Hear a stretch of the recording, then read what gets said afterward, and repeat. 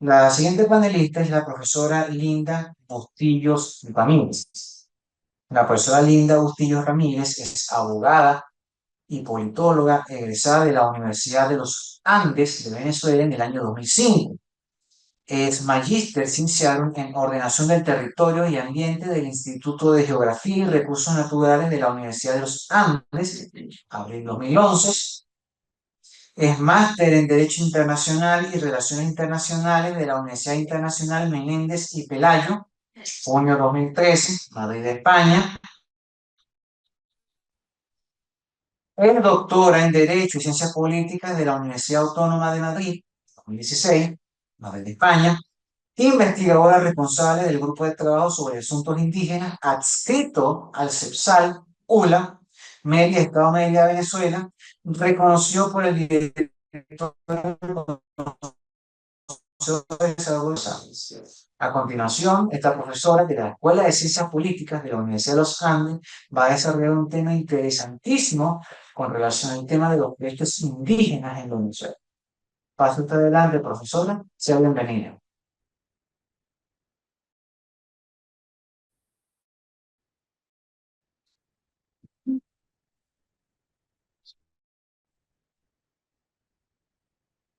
Bueno, buenos días a todos. Muchas gracias al profesor Jean Denis por la invitación para compartir y debatir un poco lo que se investiga desde la academia, de nuestra libertad académica. Bueno, muchas gracias a todos por venir y a las panelistas, profesoras que están acompañándonos el día de hoy. Nuestro tema terminó con lo que terminó el profesor Gamboa, su presentación maravillosa. Pues tenemos en luchas, ¿no? Todo el mundo o todos los académicos intentan, gracias, reivindicar luchas, en el caso, luchas por la libertad académica, luchas en el tema de reivindicaciones de derechos de las mujeres. En nuestro caso, trabajamos luchas para reivindicaciones de los derechos de los pueblos indígenas. Eh, en Venezuela, por ejemplo, no sé si tienen conocimiento, pero tenemos alrededor de 52 pueblos indígenas que de pronto pueden ser el 2%, que digamos, bueno, el 2% de la población, pero que abarca el 50% del territorio venezolano. Y en el caso de América Latina tenemos más de 800 pueblos indígenas que representan el 10% de la población. Por tanto, nuestra presentación de hoy son los desafíos jurisprudenciales que tiene la Corte Interamericana en materia de derechos indígenas. Desde el ámbito internacional, un poco para dar el contexto, los pueblos indígenas tienen un marco jurídico que se ha ido construyendo desde el siglo XX más o menos, con la primera Declaración de Derechos Humanos, que fue la Declaración de Derechos Humanos del año 1948, y los pactos internacionales de derechos humanos. A la par tenemos el Convenio 107 sobre pueblos indígenas y tribales. Este marco, que es un marco muy amplio en derechos humanos, conjuntamente con las luchas indígenas que habían llevado a nivel internacional y en la región, ha permitido que en la actualidad se tenga desde el sistema interamericano una vasta jurisprudencia en materia de derechos indígenas, lo cual no es cualquier cosa porque los conflictos que suceden con pueblos indígenas están relacionados con territorios y recursos naturales que involucran la soberanía del Estado-nación.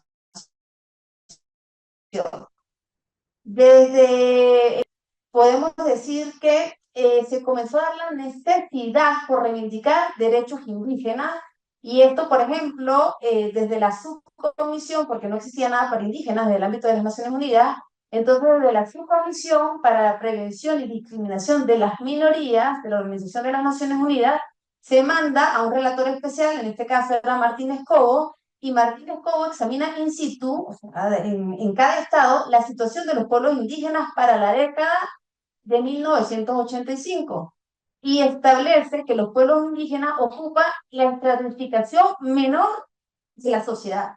Es decir, los pueblos indígenas son discriminados no solamente por ser indígenas, sino también por ser pobres. Y desde ahí, aunado con las políticas neoliberales que se dan en la región, comienzan los procesos extractivos y sobre todo en territorios indígenas, porque son territorios mega diversos. Entonces, del año 2000 hasta la actualidad, la Corte ha emanado más de 127 sentencias en materia indígena. y muchas de ellas han salido a favor de los pueblos, lo cual es un avance maravilloso en materia de derechos indígenas, porque hemos tenido jueces que han tenido la interpretación naturalista, han dejado el positivismo y han equiparado el derecho indígena al derecho del Estado. En la presentación vamos a tener una comparación de dos sentencias que son bastante emblemáticas en materia de derechos indígenas frente a la Corte Interamericana. Una de ellas es la sentencia de la comunidad mayana Aguastini versus Nicaragua del 31 de agosto del 2001. Esta sentencia es emblemática porque es una de las primeras sentencias que se hacen en materia territorial y de recursos naturales en el contexto del sistema interamericano, donde la Corte falla a favor de los pueblos indígenas.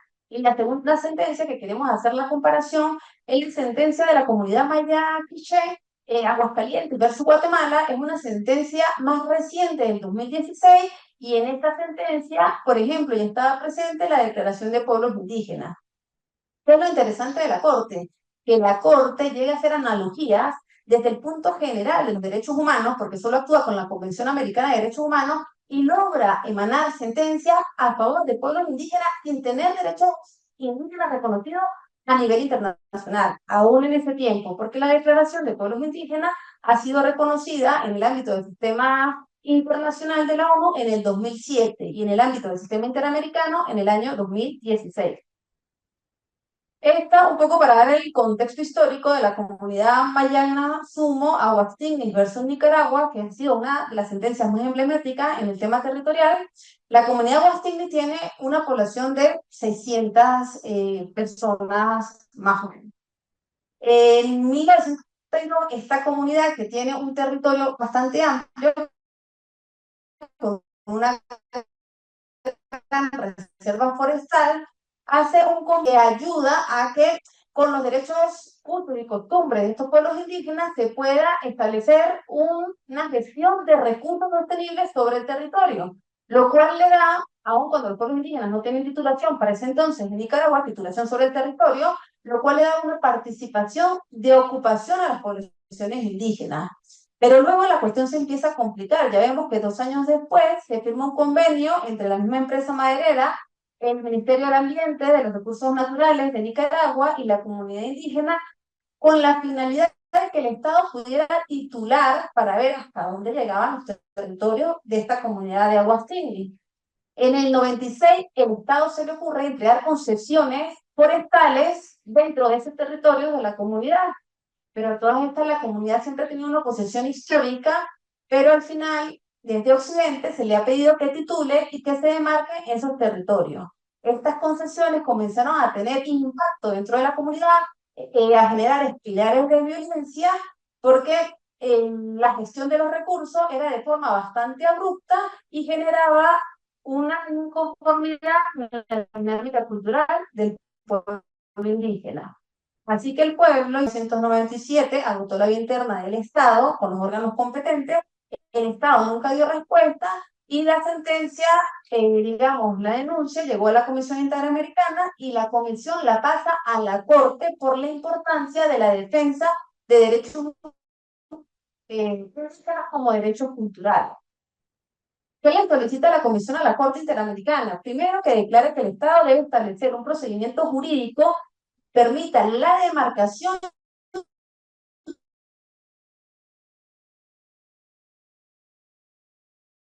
y el abstenerse de otorgar o considerar acción dentro del territorio. ¿Por qué es interesante? Porque es la primera vez que colocamos en jaque en esta jerarquización que tenemos entre derechos del Estado o soberanía del Estado con los derechos realmente de los pueblos indígenas en cuanto a territorio y recursos naturales. ¿Cuáles son los 4 fundamentos con los que nos quedamos en la sentencia y que nos parece que han sido los desafíos que han planteado los jueces en el ámbito del sistema interamericano? El primero es que la Corte considera que es necesario hacer efectivos los derechos reconocidos en la Constitución política. Haciendo una analogía con el artículo 2 de la Convención Interamericana de Derechos Humanos, la Corte llega a la resolución de que en Nicaragua no existen los mecanismos ni legales ni administrativos para hacer eficiente lo que se maneja a nivel internacional sobre los derechos territoriales de los pueblos indígenas. Por tanto, exige al Estado que incluye en su legislación y en sus procesos administrativos procesos o mecanismos que realmente establezcan el reconocimiento de los derechos territoriales de estas poblaciones. Además, no solamente los derechos territoriales como territorio, sino los derechos territoriales que incluyen la gestión y la gobernanza de los recursos que hay dentro del territorio. Lo cual no es cosa sencilla porque donde hay pueblos indígenas hay recursos petroleros, mineros y toda la megadiversidad. Lo segundo, que es supremamente progresivo para esos tiempos, es que se dice que hay que hacer titulación y demarcación, pero vaya tiempo que toma titular y demarcar territorios indígenas, sobre todo cuando el Estado está en mora y no le interesa. Entonces, ¿qué dice la Corte? Mientras que se titula y se demarca, solo la ocupación histórica, o sea, ya que el pueblo indígena tenga ocupación, que además es histórica o tradicional, cuando a veces es desplazado, eso debería equipararse a lo que es la titulación y la demarcación. Es decir, que el pueblo está ocupando esos espacios, tiene que respetarse los espacios y no dar más concesiones. Lo tercero es la interpretación del concepto de propiedad. Esta parte es interesantísima porque lo único que se reconoce o que se reconocía en ese tiempo era la Convención Americana de Derechos Humanos y el artículo 21 hablaba de propiedad, pero ¿de qué tipo de propiedad? Hablaba de propiedad privada. Interesante la interpretación del juez, que además era bastante naturalista, para hacer la analogía y lograr extender el término de propiedad privada, además muy agrarista, muy de territorio, muy monetario, muy de producción, a lo que es el término de la propiedad colectiva de los pueblos indígenas. Los pueblos indígenas, el concepto de propiedad no es un concepto individual, es un concepto grupal y es un concepto de pueblo o de comunidad. Y el tercer elemento era la importancia del derecho consuetudinario, porque también es trascendente a mí me del derecho consuetudinario, porque el juez introduce, usted va a demarcar y usted va a titular, pero seguramente el Estado va a demarcar y titular de acuerdo a las poligonales, a ese cuadrado que estaban acostumbrados a realizar en el tiempo de la reforma agraria. Usted tiene que titular de acuerdo con los usos, costumbres y valores de ese pueblo indígena. Y para entender eso, entonces nos vamos al término de las reparaciones. Cuando vemos las reparaciones en la sentencia, nos damos cuenta que la mayoría de las reparaciones siempre son sobre lo material. Usted hace una reparación y normalmente el juez nombra que las reparaciones tienen que hacerse sobre las afectaciones materiales que han existido a la víctima o a las víctimas. En este caso, los jueces colocan que la reparación tiene que ser material o inmaterial. ¿Y por qué es inmaterial? Porque en la población indígena el territorio tiene dos tipos de objetos, el objeto material y el objeto espiritual. Si esa concesión, por ejemplo, violentó un cerro y ese cerro tenía una espiritualidad y era sagrado para la dinámica cultural de ese pueblo, ese daño también lo tienen que reparar. Entonces, fíjense qué interesante porque no solamente sanciona sobre lo evidente, sino también sanciona sobre la espiritualidad. ¿Y cómo sanciona sobre la espiritualidad?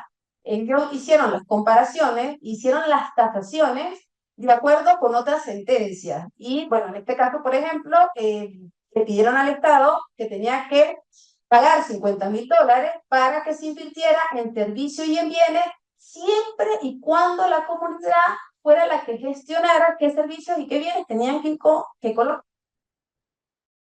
en el territorio que había sido violentado.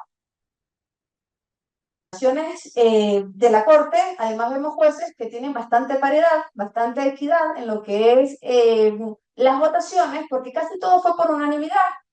De 7 votos contra 1 se declara que el Estado viola el derecho de protección judicial consagrado en el artículo 25, porque además las concesiones trajeron consigo espirales de violencia, desapariciones forzosas, desplazamientos, y se ve que hay una ausencia del Estado para ofrecer garantías a estas poblaciones que son tan vulnerables. En el segundo vemos que también son 7 votos contra 1, se declara que el Estado violó el derecho a la propiedad consagrada en el artículo 21, aun cuando este derecho nos habla de derecho de propiedad privada.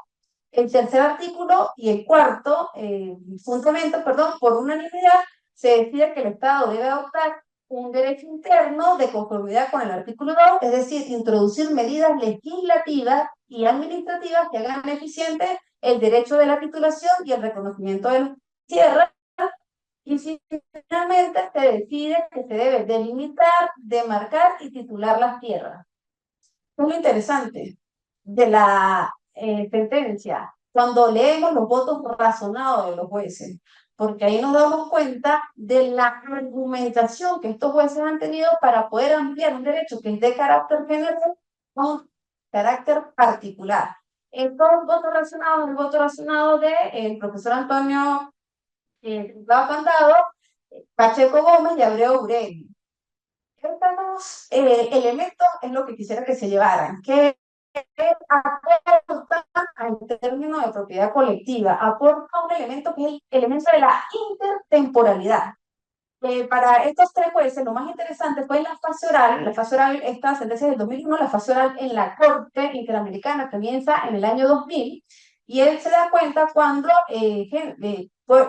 ciudadanos de la comunidad Aguastigni comienzan a hacer la narración de lo que ellos significa el territorio.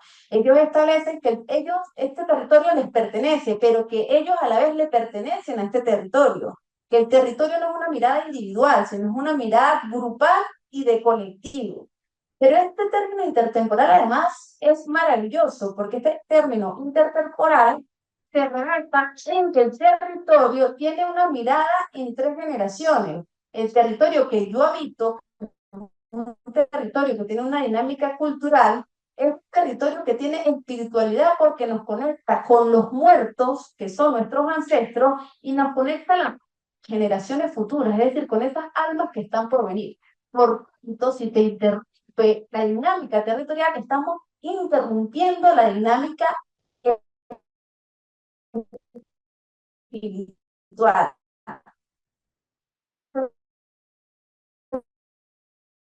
En el espacio, los indígenas pertenecen a la dinámica de esa naturaleza y de ese territorio, y en la par ese territorio depende de la dinámica cultural de esos indígenas.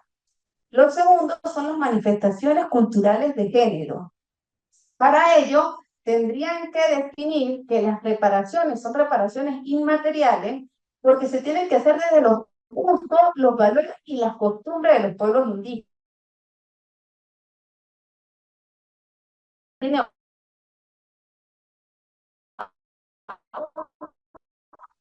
gobierno un autor jurídico que él sustenta y por tanto respeta el sistema jurídico del pueblo de Aguascalientes. La segunda es más o menos si hay alguna diferencia entre haber tenido las primeras sentencias en temas territoriales en el año 2001 y esta que es del año 2016, donde ya se han aprobado desde el ámbito internacional la Declaración de las Naciones Unidas, que la resolución de la Asamblea General salió en el 2007, y la Declaración de los Pueblos Indígenas del Sistema Interamericano del año 2016. Tenemos esta sentencia, que es la sentencia Mayaquiché Aguascalientes versus Guatemala, del 16 de mayo del 2023. Un poco para dar el contexto, como hicimos con la anterior. Bueno, la comunidad Mayaquiché es una comunidad descendiente del pueblo maya, todos lo hemos escuchado en algún rato. Esta comunidad es mucho más amplia, tiene más de 700.000 habitantes, y en esta comunidad señala la Constitución de Guatemala, en su artículo 66, que se reconoce a los grupos étnicos. Se reconoce su forma de vida, su idioma, sus formas de vestir, una tenencia de la tierra, pero es una tenencia de carácter comunal, porque era en los tiempos de las cooperativas agraristas. En el registro histórico se señala, por ejemplo, que en el año 1887 se hace un registro general de propiedad. Este registro sirve para inscribir bienes inmuebles, anotarlos, cancelarlos, igual que registrar, por ejemplo, concesiones mineras que haga el Estado, el Ejecutivo. Luego vemos que hay un decreto, que es la Ley de Transformación Agraria. En 1995, se firmó un acuerdo sobre identidad y derechos de los pueblos indígenas. Ya vamos evolucionando, ya tiene más temas de derechos indígenas, menos agraristas, menos de campesinos, y En el transcurso de 1997 a 1999, el Estado firma una concesión con una empresa de explotación de yacimientos mineros que crea conflictos dentro de la comunidad de Aguascalientes porque genera desplazamiento forzoso dentro de la comunidad. Ya no solamente era tener al tercero dentro del territorio, sino que eso estaba generando una espiral de violencia.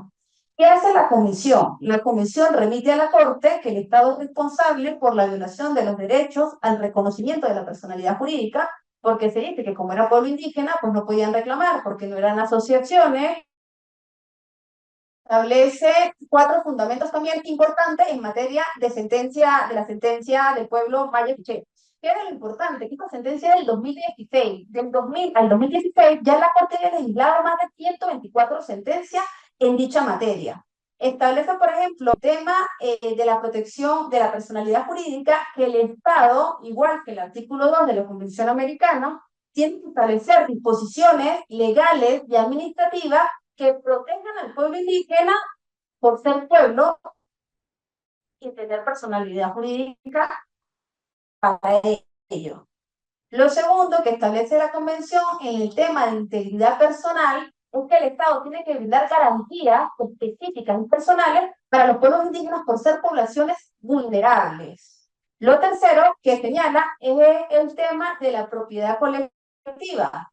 Y aquí hace mucho énfasis porque la Corte, cuando va a hacer la narración de las conclusiones emanadas de la sentencia, señala que su principal fundamento o argumento jurídico en el tema de la propiedad colectiva es justamente la jurisprudencia que ellos han derivado ya sobre el tema territorial, y aquí citan, por ejemplo, sentencias como Aguastingui, sentencias como Surinam o los Aramaca, y son sentencias donde ya se establece lo que es el concepto de propiedad colectiva como objeto material y espiritual. Todo esto que hemos hablado sobre intertemporalidad y la importancia de que la propiedad colectiva no se puede ver desde el punto de vista agrarista, no se puede ver como el tratado de poligonales, sino que se tiene que ver de acuerdo a la dinámica cultural que estos pueblos han ejercido de forma intergeneracional.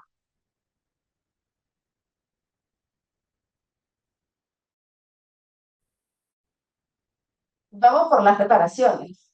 En el tema de las reparaciones,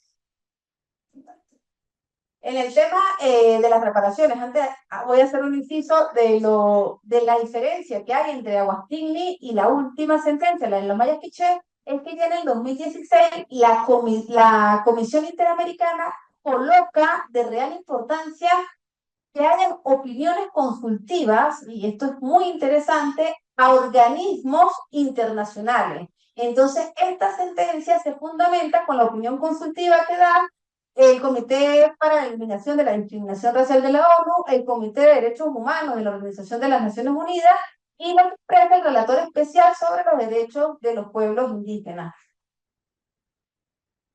En estos fundamentos que estábamos hablando, que hablamos de la propiedad colectiva, de equiparar la posición del territorio con la titulación del Estado, que el derecho a la consulta libre, previa, informada y de buena fe. Este es un derecho vital que tienen que tener los pueblos indígenas junto con el Estado, porque cualquier actividad, concesión que se quiera dar en territorios indígenas tiene que pasar por un derecho a la consulta en estos territorios. La Corte declara que aquí se vulneró el derecho a la información porque no se hizo consulta y porque la consulta que dice la empresa y el Estado que se hizo era una consulta que se hizo en idioma español, no utilizando las propias lenguas indígenas, lo cual es una violación constante del derecho a la información.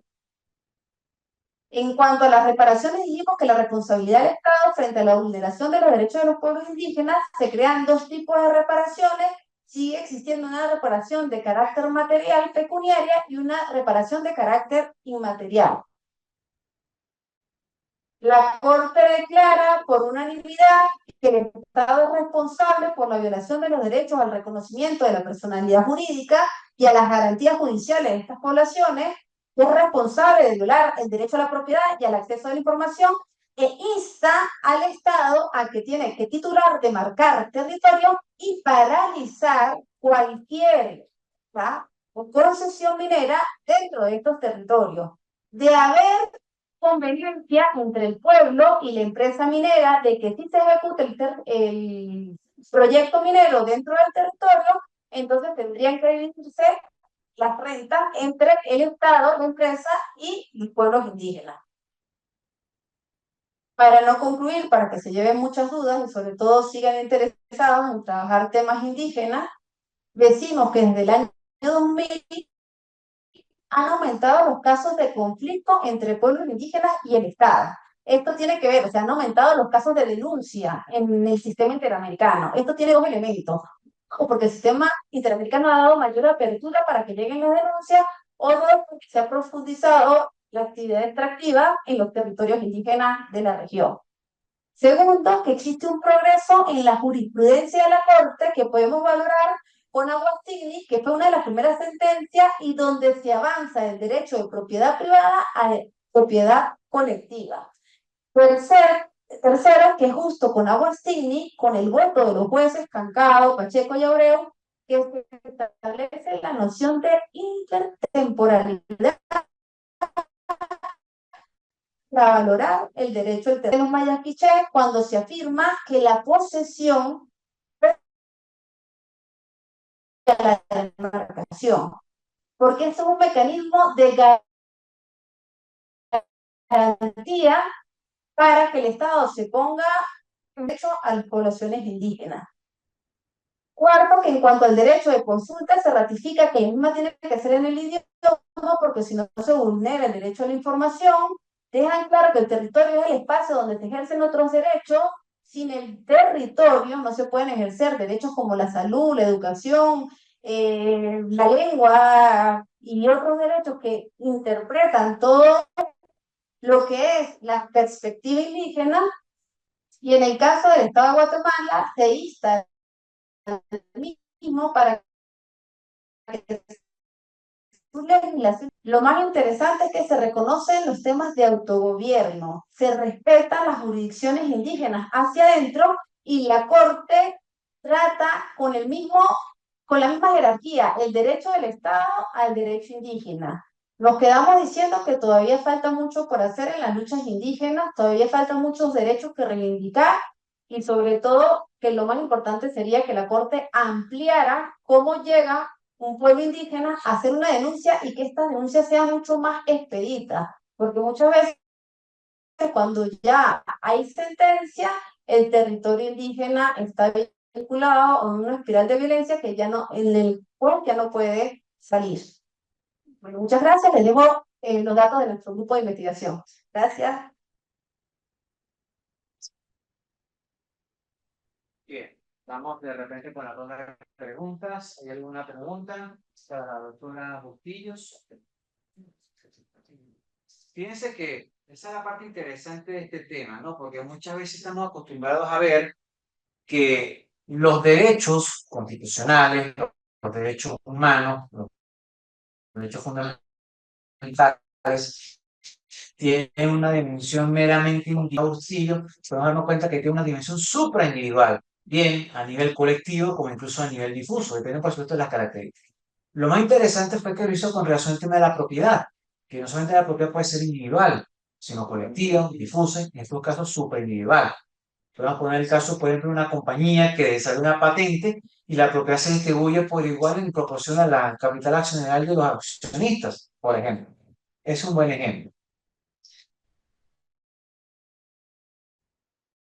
¿Alguna pregunta para la doctora Bustillos, por favor? ¿Algo que decir? No, ¿verdad? Bueno.